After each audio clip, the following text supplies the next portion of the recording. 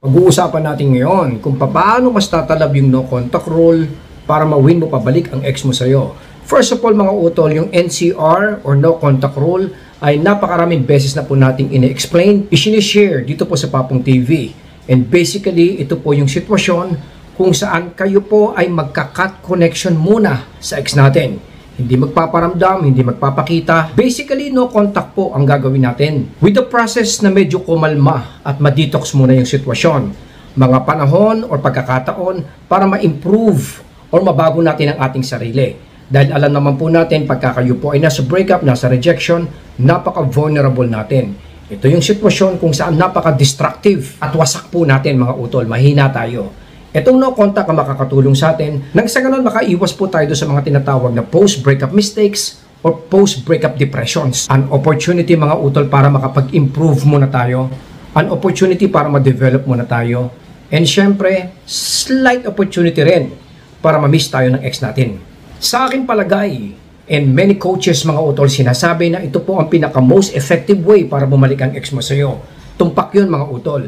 Kaya kung halimbawa magagawa natin ito perfectly, ay siguradong napakalaki ng chance para kayo po ay magkabalikan. At ngayon nga po pinili nating italakay at ipaliwanag kung paano mas magiging effective ang no contact.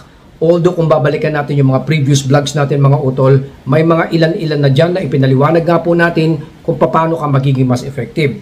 Pero today, yan din po ang bibigyan natin ng pansin para makatulong po tayo. Number 1, ang no contact mga utol, in my opinion, ay mas magiging effective pagka naramdaman ng ex mo na hindi ka na niya kontrolado emotionally. Yung hindi mag-e-end up na ang pakiramdam niya ay hawak tayo mga utol. Kaya mas effective ang no contact kung halimbawang walang bitterness o negativity na namamagitan. Yung magiging pakiramdam niya ay nag-focus na po kayo sa ibang bagay at basically nag-move forward with an intention para mapabuti. Ang no contact ang pwede mong gamitin para ito ay tumalab. Kaya kung magagawa natin, yung G na yan, yung graceful exit na yan sa programa po ng Papong TV sa mga nagpapakoach sa akin mga utol, ay mas magiging effective ang no contact rule mo.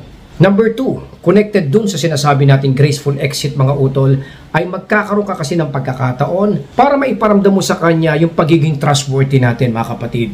Kasi hindi na mababalik ang ex mo sa'yo kung ang pakiramdam niya ay siya po ay masisira, hindi ka mapagkakatiwalaan. Kung meron kayong mga cheating problem o na-pressure ang ex mo sa'yo, kaya nga po kayo naghiwalay mga utol, magandang mag-focus muna tayo dito before anything else. Kasi syempre kailangan maramdaman ng ex mo na pwede kanyang muling pagkatiwalaan.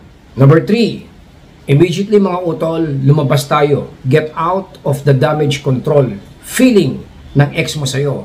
Alam natin na isa sa mga solusyon o isa sa mga paraan para bumalik ang ex mo sa'yo is yung emotional motivation or inspiration mga utol. Hindi niya po ito mararamdaman kung halimbawang ang pakiramdam niya ay nakakulong. Tayo po ay natrap dun sa demolition, depression, or damage control situation mga utol. Kaya kailangan gumawa tayo ng paraan para makaalis kagad tayo dito. Dikit-dikit kasi yan mga kapatid eh. From the graceful exit, from the trust na kailangan mong ipasok or i-inject sa ex mo, and then later on kailangan wag mo iparamdam, ipakita na kayo nga po ay nagiging weak or nasa damage control. Fourth mga utol, kung gusto mong tumalab yung no contact at lumakas yung percentage or tumaas yung percentage na bumalik ang ex mo sa'yo, kailangan alisin natin yung assurance level. Yung pakiramdam niya na parang naghihintay ka dyan. Ang reason kasi dito mga utol, alam naman po natin, pinapaliwanag ko many times na ang ex mo or ang isang taong umalis sa isang bagay, isang sitwasyon o isang lugar mga utol ay nangangahulugan na siya po ay may inayawan. So meaning, hindi po siya babalik doon kung halimbawang ganun pa rin po ang mangyayari sa kanya. Sa katayuan, sa sitwasyon natin ngayon with our ex mga kapatid, alam naman po natin na siya po ay umalis sa relationship. Medyo nahihirapan tayong pabalikin siya dahil probably ang dahilan dyan mga utol ay nakikita pa rin niya na ito po ay uulit lang. Mangyayari po muli yung bagay na inayuan niya. So in order para mawala yun mga utol o magbago yung paningin niya sa'yo ay kailangan maramdaman niya na ito po ay nawala na o na-develop ka na. Nag-improve. At katulad nga po na pinapaliwanag ko psychologically, hindi niya masyadong mararamdaman na kayo nga po ay nag-i-improve kung ang pakiramdam ng ex mo ay hindi ka gumagalaw, naghihintay, at para kang estatwang walang kibo. Hindi humahakbang at hindi nag-iisip ng positive habang kayo nga po ay nakahiwalay. Kaya kailangan pong alisin natin yung assurance level na pakiramdam ng ex mo at gumawa ka nga po ng paraan Same time, doon sa trust na sinasabi ko, na maramdaman din po niya at the same time na kayo nga po ay nag-i-improve at hindi na po nasa waiting game. Lastly mga kapatid, para tumalab yung no contact at para matulungan ko kayong bumalik ang ex mo, kailangan po ay makaramdam po siya ng pagiging kalmado. Sa patuloy na pag-pressure, paghabol natin sa kanya o pakikipag-away natin, for example, ito po ay lalong lalala. Kaya the opposite ang dapat natin gawin kasi kailangan maramdaman ng ex mo na tayo nga po ay nagpo-progress. Hindi masama kung halimbawang kumalma or maramdaman ng ex mo yung pagiging relax kasi alam naman po natin na dito siya makakapag-isip na matuwid at mabuti. Dito rin niya makikita yung character mo on how you will handle in a matured way yung relationship mga utol. Pag ito pong mga bagay na sinabi ko ay nagawa po natin or magagawa po natin, tataas yung percentage na bumalik ang ex mo sa iyo. Kaya instead na mag-focus tayo dun sa sinasabi nga pong sakit or eagerness natin, takot natin to win back your ex mga utol, bakit hindi po natin pag-aralan effectively kung paano tatalab at mas lalong gagana ang no contact rule sa ex mo. Kasi isa po to sa pinaka-best or effective way para bumalik siya sa iyo. Hanggang dito na lang po muna si Papong TV. I hope na nakatulong po tayo dyan. Suportaan po natin. At syempre pabantayan po natin ang ating pamilya. Maraming salamat po, Papong TV.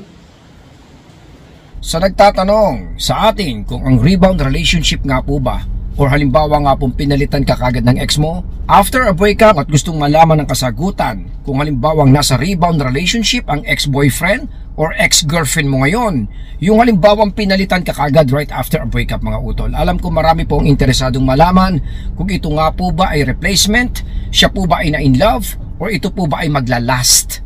Unang-una mga kapapong pag ito po ay na-experience natin, I would say medyo normal po siya, especially sa napakaraming breakups na nangyayari. Lalo na kung halimbawang attractive ang ating partner, normal na normal yung merong parang biglang papasok dyan or manghihimasok dyan or pumasok na nga po during the relationship. Kadalasan ito nga po yung tinatawag nating wrong relationship or rebound relationship kapapong. First, huwag ka mag-overthink dito. Iwasan natin magpanik kahit nga po ito po ay napakahirap at napakasakit. Dahil in order for us na makapag-isip po ng clear, dahil kadalasan mga utol, overthinking po ang tatalo at dudurog sa atin. At katulad nga po ng salitang overthinking, kaya nga po siya tinawag na ganito mga utol dahil most of the time ay nasusobrahan lang po tayo ng pag-iisip. Pero most likely, hindi naman po ito nangyayari. Alam natin na pagkatapos po ng purpose, yung rebound relationship ay mawawala din mga utol. Usually ito po ay naglalas na mga 2 weeks to 2 months. Yung iba medyo sumusobra. Pero alam naman po natin na pagka hindi matibay yung pundasyon at hindi pa po stable at emotionally free ang ex-girlfriend at ex-boyfriend mo, ito po ay madudurog at mawawala din. Matatapos din. 98% mga utol, ito po ay nangyayari. Lalong-lalo na kung halimbawang legit na nagmahalan kayo at nakarelasyon mo ang taong ito. Dahil technically, kung gaano tumagal ang relationship ninyo mga utol, most likely ganun din po katagal bago kanya makalimutan. Kaya magkakaroon din po siya ng difficulties para i-let go ito mga utol. Sa coaching at Papong TV videos natin, itinuturo po kung paano po i-handle ito, kung paano ka mag-a-act at anong approach ang gagawin mo during the breakup. Dahil tandaan natin, yung rebound relationship na yun mga utol, mawawala at matatapos din po yun. Hindi rin po yun magsasucceed at hindi rin po yun tatagal. Dahil walang capabilities or ability ang ex mo na magmahal ng katulad ng ibinigay niya sa iyo. Dahil nga hindi pa po siya lubusang malaya.